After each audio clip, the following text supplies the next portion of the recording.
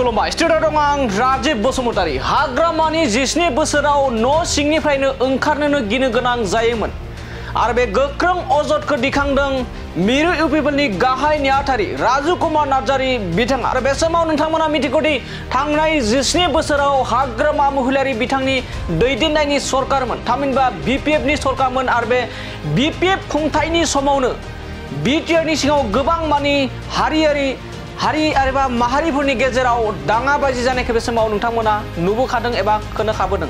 आरो बेयो सैथो बाथ्रा, जेराव थांनाय 17 बोसोरनि गेजेराव खनसे नङा गले गले दाङाबाजि जानायखौ लानानै फिन आरोबाव बुरखांबावदों मिरु इउपिपिएलनि गाहाय नेहाथारि राजु कुमार नार्जारी बिथाङा। आरो बिथाङा अजद खालामदों, बाथ्रा बुंदों आरो थांखिना बुंदों हाग्रामा महिलारी बिथांनि सायाव।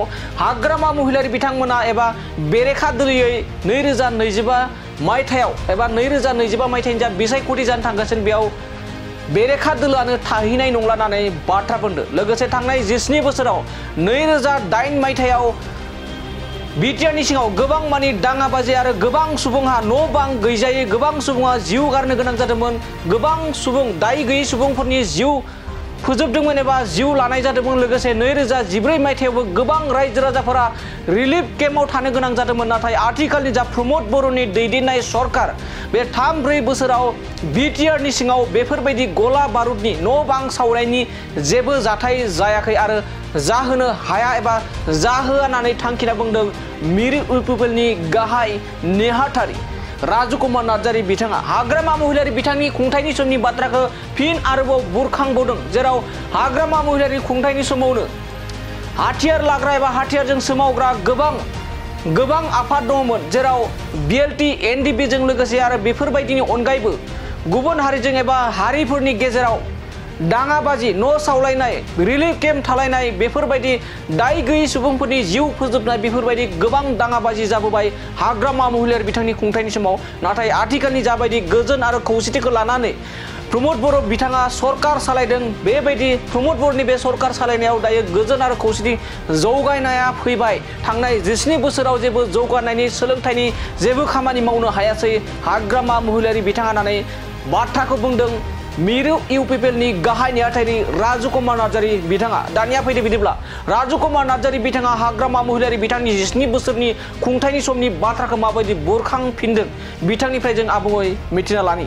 बेरेखा हान्जा होननानै जोंहा बेबायदि गैला। बेरेखा हान्जा थाथावना बाथ्राबो नङा। नोंथांमोना मेगन मेसेबनानै खनसे जुदि सानहरोब्ला 2020 मायथाइयाव इउपिपिएल सरकार फैनायनि सिगां 17 बोसोर हाग्रामा महिलारी दैदेननाय बिपिएफ सरकार दङमोन। मेगन मेसेबनानै सानहरोब्ला 2028 मायथाइनि नोंथांमोननि उदालगुरि दरंनि रायट गोसोखांगोन। 2012 मायथाइनि क'क्राझार, चिरां, धुबुरीनि जे रायट, बेखौ नोंथांमोना गोसोआव फैगोन।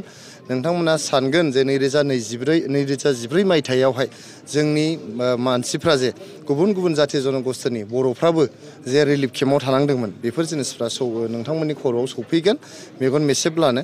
नोंथांमोना मेगन मेसेबानो मिथिगोन बै समाव माबायदि दादागिरि गुन्दागिरि दङमोन।